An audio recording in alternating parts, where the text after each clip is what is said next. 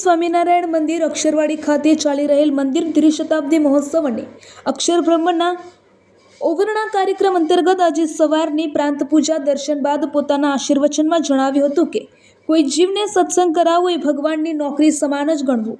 ભગવાને આપણને ઘણું બધું આપ્યું છે અને સત્સંગ પણ આપ્યું છે, તો તે સત્સંગ બીજાને પણ કરાવવો જોઈએ અને બીજાના જીવનને પણ સત્સંગનો ખપ લગાવવો એ પણ એક પ્રકારની ભગવાનની સેવા જ ગણવી જોઈએ. સત્સંગ કરવા માટે અનેક પ્રકારના દુઃખ અને કષ્ટ આવે, પણ એ ભગવાનની નોકરી સમજીને એ સેવા યથાર્થ કરવી જોઈએ અને આ સેવા કરવાથી અહો થવું જોઈએ. અને મને આ સેવા ક્યાંથી? આજે ગ્રામ્ય દિન હોય, ભાવનગરની આજુબાજુના ગામના અનેક હરિભક્તોની હાજરી જોવા મળી હતી. બાળકો દ્વારા પણ ભગવદ્ વાતોના મુખપાઠ પરમ પૂજ્ય સ્વામી મહારાજ સમક્ષ રજૂ કરવામાં આવ્યા હતા.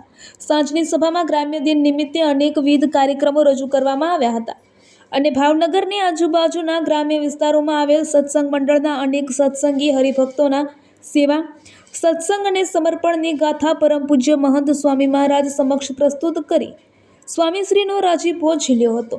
અનેક નાના મોટા બાળકો, વડીલો અને વૃદ્ધ હરિભક્તો આજની સભામાં ઉપસ્થિત રહી અમૂલ્ય લાભ પ્રાપ્ત કર્યો હતો. રિપોર્ટર કૌશિક વાઝા.